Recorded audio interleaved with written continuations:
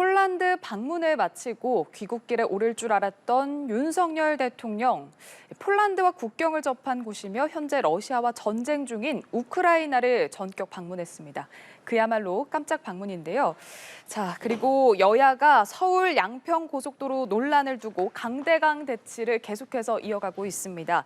또 윤석열 대통령의 4박 6일간의 순방 성과를 두고도 상반된 평가를 내놓고 있는데요. 두 분과 정치권 소식 짚어보도록 하겠습니다. 김장수 여의도연구원 부원장, 장현주 민주당 법률위 부위원장 나오셨습니다. 어서 오십시오. 네, 안녕하세요. 안녕하십니까. 자, 조금 전 4시쯤에 들어온 속보였습니다. 폴란드 방문을 마치고 귀국길에 오를 줄 알았던 윤석열 대통령이 우크라이나를 깜짝 방문했습니다. 정말 그야말로 깜짝 전격 방문인데 어떤 의미가 있을지 짚어주시죠. 일단 전격적으로 했는데 오늘 우크라이나 방문으로 윤석열 표 외교 정책이 어떤 방향을 갈지가 너무 분명해진 것 같습니다. 예. 일차적으로 이제 그 윤석열 정부가 표방하는 게 다시 위대한 대한민국입니다. 그리고 이게 이제 우리나라 국격에 맞게 세계를 상대로 우리에게 부여된 책임과 역할을 다하겠다라는 건데, 그래서 이제 그 전에 김영삼 정부 때 이제 세계화한 이후에 경제 영역과 안보 국방 영역까지 세계에서 우리의 역할을 다하겠다는 의미를 충분히 살리는 상징적인 방문이다, 이렇게 보고 있습니다. 예, 상징적인 방문이다 이렇게 평가를 해주셨는데요. 어떤 의미로 보셨는지. 일단 정말 많이들 깜짝 놀라셨을 것 같아요. 저도 솔직히 전혀 예상하지 못했고 이제 이런 부분들이 있기 때문에 우크라이나에 방문하게 된 그 뒷얘기라든지 그리고 가는 과정이라든지 이런 부분들은 이제 후에 또 속속들이 나올 것으로 보이긴 합니다. 아무래도 이제 윤석열 대통령은 지금 한미일 간의 공조를 강화하고 있는 상황인데요. 그런 강화 속에서 이번 우크라이나 방문도 마찬가지의 정책 속에서 이루어졌다라고 봐야 될 텐데, 문제는 사실은 나토 회의에서도 젤렌스키 대통령을 만난 사실이 있거든요. 그렇기 때문에 지금 5월 달에 있었던 G7에서도 일본에서도 이미 만난 적이 있고 두 달 만에 또 나토 회의에서 만났는데도 우크라이나를 방문까지 하시게 되는 이 일정 속에서 과연 어떠한 의미가 있고 가서 어떤 메시지를 내놓을 것이며 젤렌스키 대통령과의 정상회담 과정에서 어떤 이야기들을 내놓을지 그런 부분들에 집중을 해야겠습니다. 예, 말씀하신 것처럼 지난번에 젤렌스카 여사가 방문을 했을 때 윤 대통령을 초청을 하지 않았습니까? 그에 대한 답이다라고도 볼 수 있을 것 같은데. 네, 맞습니다. 사실 이번 그 윤석열 대통령의 순방 일정을 두고서 윤석열 대통령이 폴란드를 방문을 할 때, 정상회담을 할 때 아무래도 우크라이나가 최인접국이니까 혹시 우크라이나를 방문을 하지 않을까라는 가능성에 대해서는 좀 계속해서 전망은 나왔습니다만 아마 일정상 어려울 거다라는 전망이 우세했거든요. 일단 이번에 이제 폴란드 가셔서도 하신 일 중에 많은 부분이 우크라이나 재건 사업에 참여입니다. 그래서 이제 가능성은 계속 타진을 했을 것 같아요. 근데 우리 윤석열 대통령의 일정도 그렇지만 일단 젤렌스키 대통령이 전쟁 중인 교전국 대통령 아닙니까? 그래서 두 분이 정상회담을 하는 일정을 가능성 계속 타진했지만 이게 마지막까지 된다 안 된다 이렇게 확신할 수 없어서, 근데 이제 마지막에 돼서 이제 아주 극적으로 전격적인 방문이 이루어졌다, 이렇게 보고 있습니다. 예, 사실 그 윤석열 대통령과 젤렌스키 대통령의 정상회담에서 어떤 이야기들이 논의가 되고 어떤 결과가 나올지는 저희가 이제 추후 좀 계속해서 지켜봐야 할 것 같은데요. 자, 윤석열 대통령과 젤렌스키 대통령의 만남, 이제 앞으로의 어떤 반향을 일으킬 건지에 대해서도 관심이 집중이 되고 있습니다. 자, 자유민주국가들과의 연대감을 높일 것이다라는 평가도 있는 반면에 러시아와의 관계가 악화될 가능성도 있다. 여러 상반된 의견들이 나오고 있습니다. 어떻게 보시는지요? 그렇죠. 일단 우려되는 부분도 있고 기대되는 부분도 있는데요. 이제 앞서 부원장님 말씀 주신 것처럼 우크라이나 재건 사업에 또 한국이 어느 정도의 일원으로서 참여할 수 있다라는 부분은 기대감이 있겠지만, 또 다른 한편으로는 우크라이나가 우리나라에게 어떤 요구를 할 것인지에 대한 또 우려가 있습니다. 그 부분과 관련해서 당연히 우크라이나에 대한 인도적인 지원이나 이런 부분들은 있을 수 있겠지만 그것을 넘어서서 살상 무기를 지원하는 부분들에 대한 요구가 있을 경우에는 과연 우리나라가 이 부분에 대한 입장을 어떻게 할 것인지에 대해서 분명히 해야 될 것 같습니다. 특히 지금 교전국가에 대해서는 우리가 무기 지원이 불가능하다는 그 정책을 일관적으로 좀 유지해야 될 것 같은데 그런 부분에 대한 또 명확한 입장이 나와야 될 것 같고요. 문제는 러시아와의 관계입니다. 우크라이나를 방문하고 하는 이런 모습으로 또 러시아와의 관계 관계가 또 나빠질 수 있기 때문일 텐데요. 이런 부분에 대해서도 또 나름대로 외교적인 대책이 있어야 될 것 같고 이게 그런 부분에 대한 대비가 없다라고 한다면 러시아에서 안보라든지 경제적으로 또 보복의 가능성이 충분히 열려 있습니다. 예. 그런 부분들은 또 우리나라에 있어서는 굉장한 리스크가 될 수 있기 때문에 이런 부분에 대한 대비도 당연히 세워놨을 거라고 생각이 들고 그런 부분에 대해서도 대통령실에서 밝혀줬으면 좋겠습니다. 예. 사실 서방 주요국 정상들은 이미 우크라이나를 방문을 한 경우가 많거든요. 지난 2월에 바이든 대통령은 우크라이나 전쟁 발발 1주년을 앞두고 우크라이나 수도 키이우를 깜짝 방문을 했습니다. 또 이후에 기시다 일본 총리도 지난 3월에 키이우를 방문했는데요. 자, 이번 윤석열 대통령의 방문 국제사회에 어떤 반향을 일으킬지 어떻게 예상을 하고 계신지요? 저는 이번 방문으로 예. 윤석열 정부 이후 대한민국이 국제사회에서 어떤 외교 노선을 취할 것인가를 천명했다고 봅니다. 그러니까 예. 지금 이제 뭐 좋게 말씀드려서 이제 뭐 만약에 이제 문재인 정부 같았으면 어떻게 했을까 이렇게 하지 않았을 겁니다. 그 전에 이제 우리가 실용 외교다, 등거리 외교다 이러면서 이제 사실 국제사회에서는 상당히 고립돼 왔죠. 우리는 예. 이제 남북한 문제라는 한반도 문제에 집중하고 또 뭐 중국의 비율을 건드리면 안 된다 이런 거에서 윤석열 대통령이 대한민국의 정체성을 바로 세우는 것과 함께 국제사회에서 우리나라처럼 자유민주주의 서방 진영에서 혜택을 받은 나라가 없습니다. 근데 예. 우리는 그러고 나서는 예를 들자면 뭐 6.25 때 이제 남침했을 때 엄청난 지원을 받았죠. 그러면서도 우리는 그 수혜국이면서도 그런 책임을 사실 피해 왔습니다. 계속 국익이란 이름으로. 그리고 이제 계속 삼는 게 이제 북핵 문제에서도 사실 국제적 규범이나 뭐 어떤 자유민주주의 진영의 책임을 다하진 않았죠. 그래서 이번 러시아의 우크라이나 침략은 침략 전쟁이라고 규정이 된 겁니다. 예. 침략 전쟁에 대해서 대한민국이 어떤 입장을 취할 것인가, 그리고 앞으로 자유민주주의와 시장 경제 중심의 가치 동맹을 강화시켜 나갈 거다. 이제 그래서 우려하신 대로 침략국인 러시아가 그래서 우리한테 경제 보복을 한다 그런 거는 일정 정도 감수하고 나가겠다. 저는 이게 뭐 모든 걸 다 얻을 수는 없는 거고, 그리고 우리나라도 세계 10위권의 경제 대국인데 그거에서 뭐 계속 양쪽의 눈치만을 보면서 양쪽의 눈치를 보면 사실 피해자 편보다는 강대국 침략국 편을 든다는 의미가 강하거든요. 그래서 저는 아주 상징적인 선언을 하신 거다. 예. 그리고 이제 거꾸로 얘기하면 미국의 바이든 대통령, 일본의 총리는 다 방문하는데 대한민국 대통령은 뭐 방문 안 하고 뭐 양쪽 눈치만 보고 있고 이렇게 해서는 우리는 국제적인 역할을 찾아나가지 못한다는 판단 하에서 전격적으로 결행하셨다 이렇게 보고 있습니다. 예, 두 분 말씀처럼 한국 우크라이나 정상회담 성과와 관련해서는 어떤 이야기들이 오갈지 좀 지켜봐야 할 것 같고요. 그리고 앞서 있었던 윤석열 대통령의 나토 정상회의 그리고 폴란드 방문까지 이번 순방 성과에도 여야가 집중을 하고 있습니다. 서로 엇갈린 평가를 내놓고 있는데요. 자, 두 분 어떻게 평가하시는지 먼저 좀 들어보겠습니다. 지금 대통령이 취임한 지 한 1년 조금 지났습니다. 저는 대통령이 그런 면에서 무지하게 전격적으로 움직이셨다. 일단 한미일 관계를 정상화시켰고 동맹을 확고하게 했습니다. 그러면서 움직이는 이제 행보가 보이세요. 그다음에 쿼드라고 하는 인도, 호주하고 관계 정상화, 중동에서 이제 경제 외교, 그리고 이제 폴란드는 이제 유럽으로 진출하는 관문입니다. 이번에 이제 폴란드, 리투아니아, 그래서 폴란드에 가서 이제 핵심이 지금 우크라이나 재건 사업에 참여하겠다는 거 아닙니까? 그래서 네. 저는 대통령이 자유민주주의 진영의 가치에 맞는 방식으로 외교 안보는 물론 경제 영토를 과감하게 확장시키고 있다. 그리고 그 책임도 다하겠다는 것도 분명히 밝혔다. 이래서 우리나라 외교 노선이 전면적으로 전환하는 시점으로 나중에 평가받을 거다 이렇게 보고 있습니다. 예, 국민의힘은 괴담 속에서도 빛난 외교 성과다. 역대급 정상 외교로 기록될 것이다. 이렇게 좀 이번 성과에 대해서 좀 지켜 세우는 분위기거든요. 어떻게 보셨는지요? 일단 부원장님께서 전반적인 또 평가를 해주신 것 같아서요. 저는 그중에서 기시다 총리와 나눴던 이야기들을 중심으로 말씀을 드려야 될 것 같습니다. 예. 후쿠시마 오염수 방류와 관련해서 그래도 우리나라의 입장을 조금 더 강력하게 전해주실 것이라고 기대를 했는데 그런 부분에 대해서는 아쉬운 점이 많았습니다. 사실상 마치 방류를 승인하는 듯한 전제에서 우리 전문가를 참여시킨다든지 아니면 기준치를 초과했을 때 방류를 중단하고 정보를 공유하는 정도로 요청을 하셨는데요.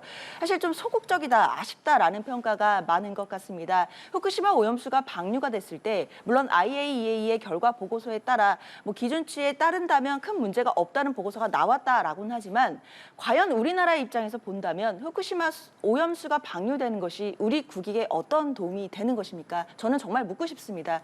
국익에 도움되는 것이 하나도 없는 상황인데 그럼에도 어쩔 수 없이 방류를 용인해야 된다라고 한다면 이걸 지렛대 삼아서 일본으로부터라도 엄청난 것을 얻어낸다든가 외교적으로 성과를 얻어내야 된다고 생각을 합니다. 우리가 무언가를 양보해 줄 때는 또 일본으로부터 양보를 받아야 되는 거 아니겠습니까? 그렇기 때문에 이 한국 여론의 반대 그리고 야당의 강력한 반대라는 부분들을 지렛대 삼아서 기시다 총리에게 이 오염수 방류에 대해서는 더욱 강력하게 한국의 입장을 전달하셔도 저는 괜찮지 않을까라는 아쉬움이 있었습니다. 이번 순방의 내용 그리고 성과에 대한 여야의 평가 이외에 지금 좀 논란이 되고 있는 사안이 있어서 간단히 좀 짚어보고 넘어가겠습니다. 현재 언론이 윤석열 대통령의 해외 순방에 동행한 김건희 여사가 리투아니아 현지 유명 의류 상점에서 쇼핑을 했다 이렇게 보도를 했는데요. 자, 대통령실의 이제 공식적인 입장은 아직 나오지 않은 상황입니다. 아직 정확한 사실관계가 확인되지는 않고 있는 상황인데 이 보도 어떻게 보셨는지요? 지금 이제 윤석열 대통령 지금 우리나라 외교 노선이 전면적인 대전환을 하고 있는 국면입니다. 예. 근데 이거 저는 민주당이 이렇게 대통령이 어디가 순방 성과를 낼 때마다 희한한 걸 하나씩 끄집어내는데 이걸 상식적으로 보시면 됩니다. 외국 정상들이 내지는 정상 부인들이 우리나라에 오면 명동도 가고 백화점도 방문합니다. 예. 저는 당연히 무슨 행사와 행사 사이에 대통령이 아니면 시내 일정 중에 뭐 지금 대통령실의 얘기로 하면 이렇게 길을 가는데 어느 분이 뭐 사장님인지 그 업체 측 문사가 들어오라고 그래서 잠깐 들어가서 봤다. 이게 지금 뭐 외교 성과를 평가하는데 그거를 지금 사실 확인도 안 된 무슨 명품 뭐 해외 쇼핑이라는 걸로 하는데 저는 민주당이 그런 것보다는 윤석열 대통령이 전반적인 외교 노선에 대한 평가 이런 것들이 이루어져야지. 그러니까 네. 이제 우리 당에서 이게 뭐 스토커 수준이냐 이렇게까지 나오는데 저는 민주당이 지금 보이는 행태는 무지하게 태행적이다 이렇게 보고 있습니다. 어떻게 보셨는지요? 사실 이 의혹을 민주당이 제기한 건 아니거든요. 그러니까 현지 언론에 보도가 되었습니다. 김 여사가 그 명품 편집샵이라고 하는 곳을 이제 드나드는 모습들이 사진이 찍혔고요. 언론에서 이 명품 편집샵에서 김건희 여사가 쇼핑을 했다라는 취지의 그런 보도가 있었습니다. 그렇기 때문에 민주당으로서는 이 보도가 사실인지를 당연히 여당을 대통령실에게 따져 묻는 것일 텐데요. 대통령의 부인이 김건희 여사께서 출국하실 때는 에코백을 들고 출국을 하셨고 지금 현재 계속 뉴스에 나오고 있지만 현재 대한민국은 엄청난 수해로 지금 시름을 앓고 있습니다. 이런 상황에서 영부인께서 그런 엄중한 외교 상황에서 편집샵을 드나드는 것이 맞는지에 대해서 야당은 국민을 대신해서 물어보는 것입니다. 이것에 대해서 대통령실이 맞는 해명을 해주시면 될 것 같고요. 특히 경호원을 뭐 16명, 뭐 수행관까지 해서 16명 정도를 대동했다라는 현지 보도가 있었기 때문에 과연 그 16명의 수행원을 뚫고 호객행위가 가능했을지에 대해서도 사실 민주당 입장에서는 이게 터무니없는 해명이 아닌가라는 의혹을 제기하고 있습니다. 이 부분은 그냥 있는 사실 그대로 국민들께 설명해 주시면 될 것 같습니다. 예, 주제를 좀 옮겨보도록 하겠습니다. 서울 양평고속도로 논란과 관련해서 국민의힘 의원들은 양평 현장을 방문해 이제 양평 주민들을 만났는데요. 주민들도 원안이 아닌 변경안을 선호한다. 이렇게 여론전에 나섰고요. 민주당은 의혹 규명을 위해서 국정조사를 거듭 요구하고 있는 상황입니다. 자, 양측에 대응 어떻게 보시는지 먼저 말씀해 주시죠. 이 말씀 꼭 드리고 싶어요. 저거 진행 경과를 보면 민주당이 저렇게 저걸 정쟁화할 만한 건이 아닙니다. 그러니까 저 원래 이제 예비 타당성 조사를 통과한 안이 통과했다고 해서 그때 이제 지역에서 바로 반발이 나왔습니다. 첫 번째는 환경 문제가 있고 그 종점으로 지정된 지역에서의 주민들이 반대를 했습니다. 현수막도 예. 엄청 걸렸고요. 무엇보다도 이제 이게 양평 주민들 입장에서는 이게 종점이라고 하는 게 중부내륙 고속도로가 연결되는 겁니다. 그러니까 IC가 없습니다. 진입로가 없는. 그 반발들을 고려해서 국토부가 이게 윤석열 대통령 정부가 취임하기도 전입니다. 예. 그리고 선거도 끝나기 전인 2022년 1월에 국토부가 이 용역업체에다가 전반적인 환경영향 평가도 하고 그리고 대안도 제시하라고 해서 그분들이 그런 예비 타당성 조사 이후에 나온 주민들의 민원을 감안해서 대안을 제시했다는 겁니다. 그러니까 IC를 새로 만들고 그러려면 종점을 바꿔야 된다. 이게 기본적으로는 윤석열 정부 출범하기 이전에 국토부에서 이루어진 일입니다. 그리고 당시에는 지금 원희룡 장관이 뭐 장관으로 내정되지도 않았어요. 그러니까 이 과정을 보고 이 과정에 문제가 있었는지를 보면 제가 볼 때 원희룡 장관이 뭐 개입해서 뭐를 했다는 민주당 주장이 그럼 이제 민주당이 나중에 그래. 질문도 못 합니까? 아니 제1야당에서 질문을 제기하는 의문을 제기할 때는 최소한의 사실 확인을 하고 들어와야 된다 이렇게 봅니다. 그러다 보니까 밝혀진 게 뭡니까?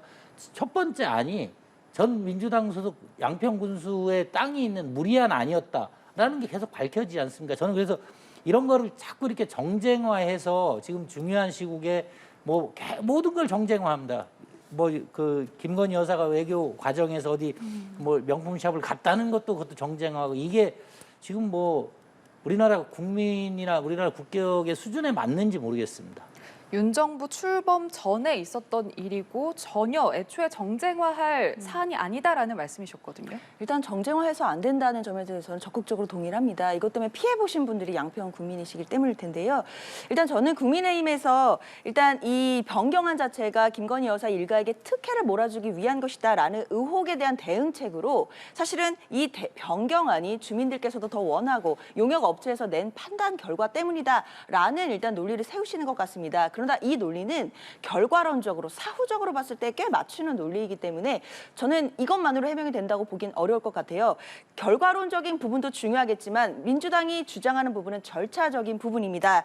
일단 이 사설 그 용역업체가 용역을 받은 후에 2달 만인 작년 5월에 변경안으로 결과를 냈다는 것인데 그렇게 2달 만에 바뀐 변경안을 국토부가 바로 전격적으로 수용했다는 부분도 좀 절차상으로 이상하다라는 부분을 지금 꼬집고 있습니다. 그리고 작년 7월에는 분명히 양평군에서 일안으로 원안을 얘기를 했었습니다. 그러나 올해 1월에 갔을 때는 변경안으로 좀 많이 바뀌는 취지가 있었기 때문에 왜 6개월 만에 이 고속도로의 55%나 변경이 되는 안들이 있었는지 그러면 이것을 국토부에서 내부에서 승인한 사람이 있을 것이고 결재를 할 사람들이 있었을 테니까 그 절차가 제대로 됐는지를 확인해 보자는 겁니다. 그렇기 때문에 국정조사가 꼭 필요하다라는 주장입니다. 예. 자, 그 용역업체를 말씀을 해주셨는데 그 타당성 조사를 맡은 용역업체가 이제 입장을 밝혔습니다. 직접 해명에 나섰는데 이 모든 건 기술적 판단이었고 어떠한 외압도 없었다. 그러니까 자연보호, 교통량, 뭐 인근 주민들의 민원을 고려해서 기술적으로 내린 판단이었다. 이렇게 해명을 했거든요. 그것도 이제 제가 말씀드린 것처럼 좀 결과론적인 이야기인 것 같아요. 지금 문제는 중요한 것은 변경안과 원안 중에 뭐 결과론적으로 변경안이 더 좋은지 원안이 좋은지 이런 부분도 중요하겠지만 예. 더 중요한 것은 원안에서 변경안으로 변경되게 된 그 절차와 과정입니다. 그 과정에서 혹시라도 특혜 의혹이 있는 것은 아닌지 압박이 있었던 것은 아닌지 이 부분을 들여다봐야 예. 된다는 것이기 때문에 그러면 국정조사를 통해서 필요한 절차, 필요한 자료들을 또 받고 그리고 증인들을 불러서 증언을 들어보면 이 진상들을 파악할 수 있지 않을까 하는 것이 야당의 입장입니다. 예. 좀 짧게 마지막으로 들어보겠습니다. 이거 그 민주당 안에서도 이 절차를 아시는 분들은 그렇지 않다는 거 알고 있습니다. 그러니까 예비 타당성 조사에서는 왜 첫 번째 안으로 갔냐면 이게 비용과 효과를 대비합니다. 그래서 가장 적은 비용이 드는 거를 선택하는 거고요. 두 번째 하는 게 전략 환경 영향 평가입니다. 여기서 주민들이 되게 부정적으로 반응했고 환경 평가에서 부정적으로 나온 겁니다. 그래서 이거는 결과론적인 얘기가 아니라 그래서 이 절차가 2022년 1월에 문재인 정부 국토부에서 대안까지 제시하라고 한 거고 대안을 제시한 겁니다. 근데 제시된 대안이 합리적으로 보여서 채택을 한 거지 이 과정의 절차를 봐도 권력이 개입하고 뭐 할 그런 시기나 뭐 과정이 없습니다. 알겠습니다. 자, 저희가 시간상 두 분과의 대담 여기서 마무리하도록 하겠습니다. 김장수 여의도연구원 부원장, 장현주 민주당 법률위 부위원장과 함께했습니다. 고맙습니다. 감사합니다.